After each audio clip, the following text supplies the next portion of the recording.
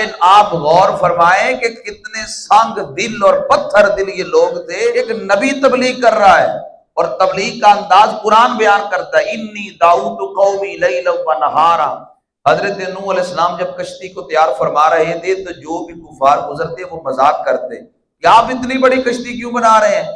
آپ فرمانے لگے جو نہیں مانے گے ان پر عذاب الہی اترے گا. پھر لوگ کہتے ہیں نبی بیٹے کو نہیں بچا سکے تمہیں کیا بچائیں گے. میں نے کہا اگر بیٹا نبی کی پناہ میں آ جاتا تو بچ جاتا. بیٹا نبی کی پناہ میں آیا ہی نہیں ہے. البتہ آپ کے 3 بیٹے اور ان کی بیویاں 74 لوگ دیگر وہ اس کشتی میں سوار ہو گئے. اور یہ جو 80 لوگ حضرت نوح علیہ السلام کے ساتھ کشتی میں سوار تھے ان میں سے کسی بھی کی نسل نہیں چلی تھے. اندھے کا مطلب سمجھیے گا, اندھے یہ نہیں کہ ان کی آنکھیں نہیں تھی.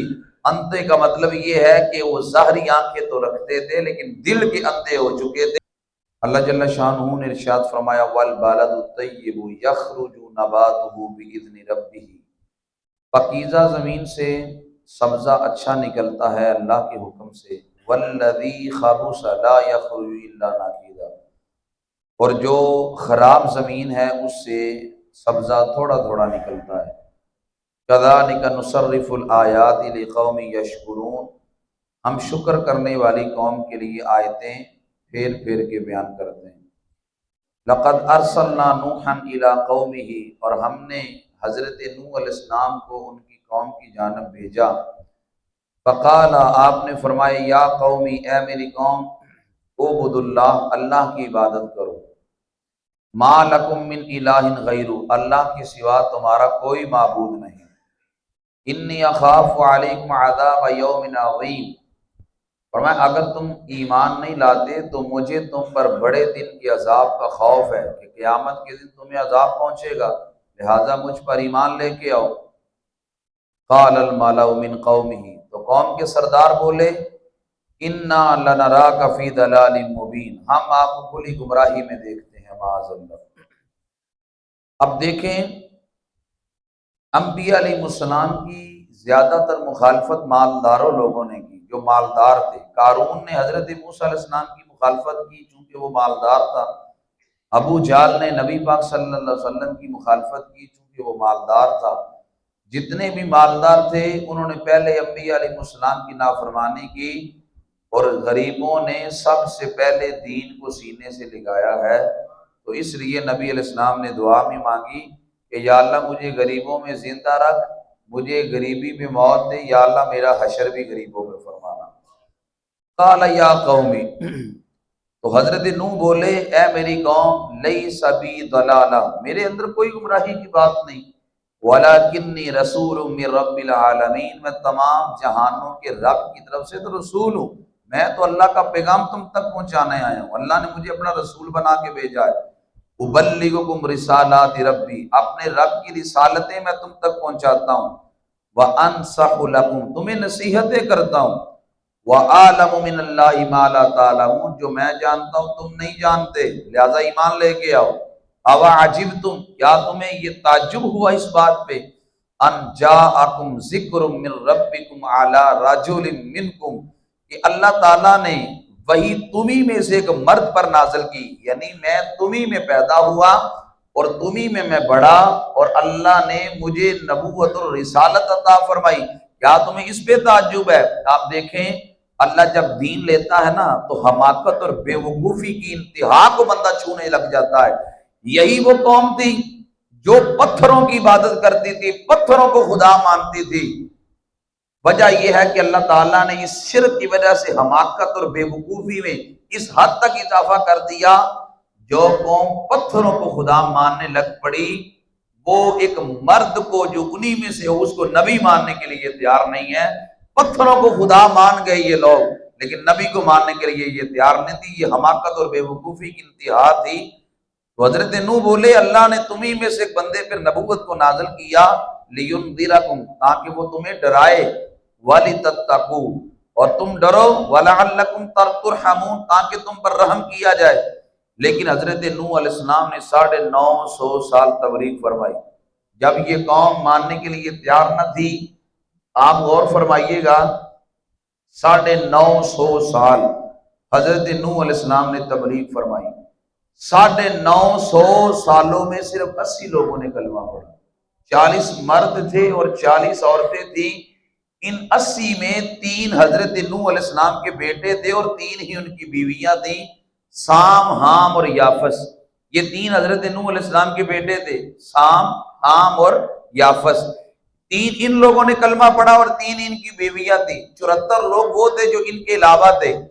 جب آپ غور فرمائیں کہ کتنے سنگ دل اور پتھر دل یہ لوگ تھے۔ ایک نبی تبلیغ کر رہا ہے اور تبلیغ کا انداز قرآن بیان کرتا ہے، انی دعوت قومی لیلا و نہارا، یا اللہ میں نے اپنی قوم کو دن بھی بلایا، رات بھی بلایا، لیکن یہ آنے کے لیے یہ تیار نہیں ہے۔ پھر حضرت نوح علیہ السلام نے پوری قوم کی خلاف دعائے ضرر فرما دی، یا اللہ جب یہ ایمان لانے والے نہیں ہیں تو ان پہ اپنا عذاب نازل فرما۔ اللہ تعالیٰ نے پھر حضرت نوح علیہ السلام کو حکم دیا، آپ اپنی کشتی کو تیار کیجیے۔ حضرت نوح علیہ السلام جب کشتی کو تیار فرما رہے تھے تو جو بھی کفار گزرتے وہ مذاق کرتے کہ آپ اتنی بڑی کشتی کیوں بنا رہے ہیں؟ آپ فرمانے لگے جو نہیں مانے گے ان پر عذاب الہی اترے گا۔ وہ پھر مذاق کرتے، نہ کسی کے حال پہ طنز کر، نہ کسی کے رقص کا مذاق اڑا، جسے جیسے چاہے نواز دیں، یہ مزاج عشق رسول ہے۔ فرمایا نہ یہاں طنز اور مذاق تو چلتا ہی نہیں ہے، لیکن جو بھی گزرتا مذاق کرتا۔ حضرت نوح علیہ السلام نے کشتی تیار فرمائی۔ وہ کشتی 300 ہاتھ لمبی تھی، 50 ہاتھ چوڑی تھی، 30 ہاتھ یہ اونچی تھی۔ اتنی بڑی کشتی بنائی۔ کشتی کے 3 خانے تھے، سب سے اوپر والا جو خانہ تھا اس پر کے پرندے تھے، سب سے اوپر والے میں، درمیان والے میں انسان تھے اور سب سے نچلے کے اندر درندے تھے۔ اب یہ جو 80 لوگ تھے جو کلمہ پڑھ گئے وہی اس پہ سوار ہوئے۔ حضرت نوح علیہ السلام کشتی پہ سوار ہو گئے تو اللہ کے حکم سے یہ کشتی نکلنے لگی۔ آسمان سے پانی بھی نکل آیا، زمین سے بھی پانی نکل آیا، آسمان اور زمین کا پانی ایک ہو گیا۔ اتنا طوفان آیا کہ بڑے بڑے پہاڑ اس کے اندر ڈوب گئے۔ نوح علیہ السلام کا اپنا بیٹا کنعان جس کا نام تھا، نوح علیہ السلام فرمانے لگے آ جاؤ کلمہ پڑھ لو، کشتی نوح میں سوار ہو جاؤ۔ اس نے کہا نہیں، صحابی الی جبل یاسمونی، میں یہ پہاڑ کی پناہ لے لوں گا، پہاڑ مجھے بچا لے گا۔ لوگ کہتے ہیں نبی بیٹے کو نہیں بچا سکے، تمہیں کیا بچائیں گے؟ میں نے کہا اگر بیٹا نبی کی پناہ میں آ جاتا تو بچ جاتا، بیٹا نبی کی پناہ میں آیا ہی نہیں ہے۔ میں نے کہا اگر کتا ولیوں کے پاس آ جائے، وہ کتا ناپاک، نسل ناپاک، وہ ولیوں کے پاس آ جائے اور آ کر ان سے پیار کر لے، وہ بچ جاتا ہے۔ اگر کوئی نبی سے سچے دل سے پیار کرے تو وہ کیسے پیچھے رہ سکتا ہے؟ کنعان نے حضرت نوح علیہ السلام پر ایمان نہیں لایا، آپ کے پاس بیٹھا ہی نہیں۔ اگر آپ کے ساتھ کشتی میں بیٹھ جاتا، ایمان لے آتا تو وہ بھی نجات پا جاتا۔ نوح علیہ السلام کا اپنا بیٹا کنعان طوفان نوح میں غرق ہو گیا۔ حضرت نوح علیہ السلام کی بیوی وعلا جس کا نام تھا وہ بھی طوفان نوح میں غرق ہو گئی، وہ بھی آپ پر ایمان نہ لے کے آئی۔ البتہ آپ کے 3 بیٹے اور ان کی بیویاں 74 لوگ دیگر وہ اس کشتی میں سوار ہو گئے۔ 10 رجب کو یہ کشتی پانی کے اندر تیرنا شروع ہوئی اور صرف 2-3 مہینے نہیں، 6 ماہ تک یہ کشتی پانی میں چلتی رہی اللہ کے حکم کے مطابق۔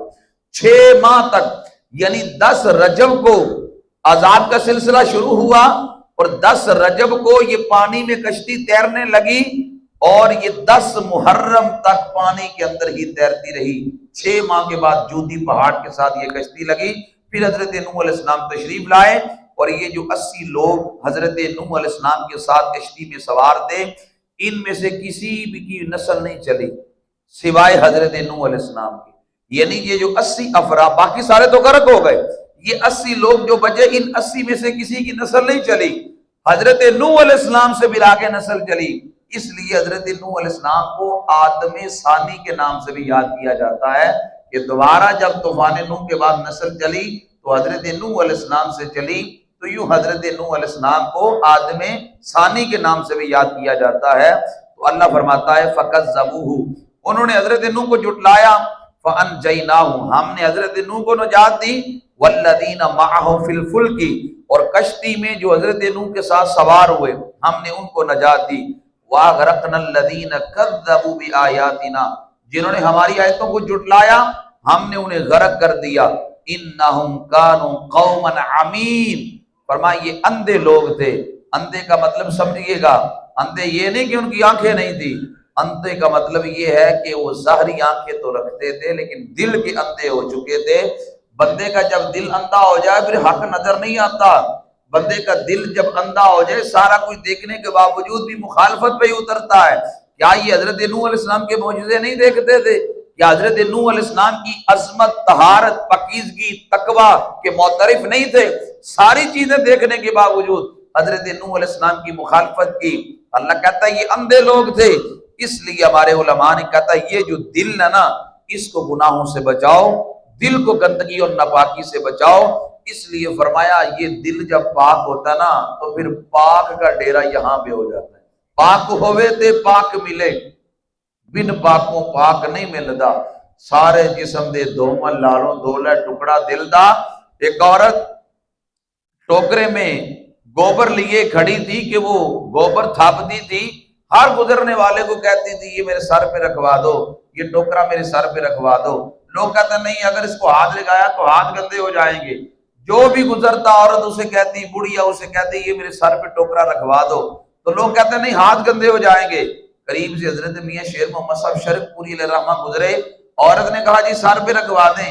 آپ نے وہ ٹوکرا پکڑا تو بڑھیا کے سر پہ رکھوا دیا۔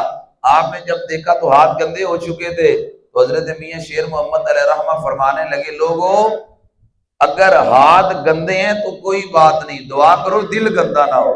دل کالے نالو منہ کالا چنگا جے کوئی یہ راز پچھانے ہو۔ حضرت سلطان باؤ رحمہ فرماتے ہیں اگر کسی کا چہرہ کالا ہو تو کوئی بات نہیں، دعا کرو کسی کا دل کالا نہ ہو۔ جب دل گندا ہو جاتا ہے پھر وہ غلاستوں کا مرکز بن جاتا ہے، پھر وہ حق دیکھتا بھی ہے لیکن دیکھنے کے باوجود بھی انکار کر دیتا ہے۔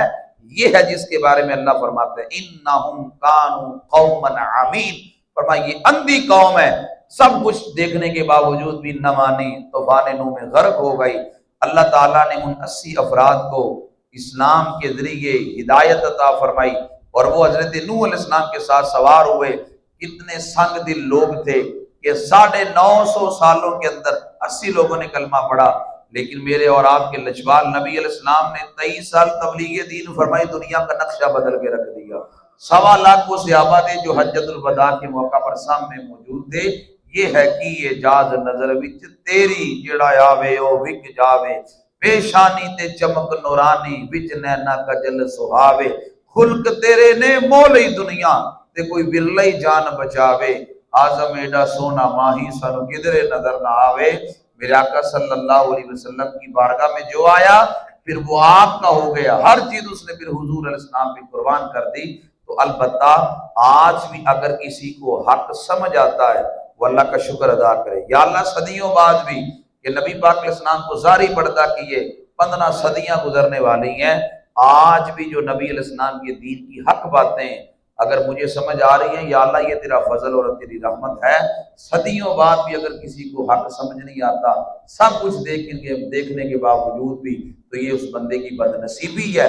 اللہ ہمیں حق سمجھ کے عمل کرنے کی توفیق عطا فرمائے۔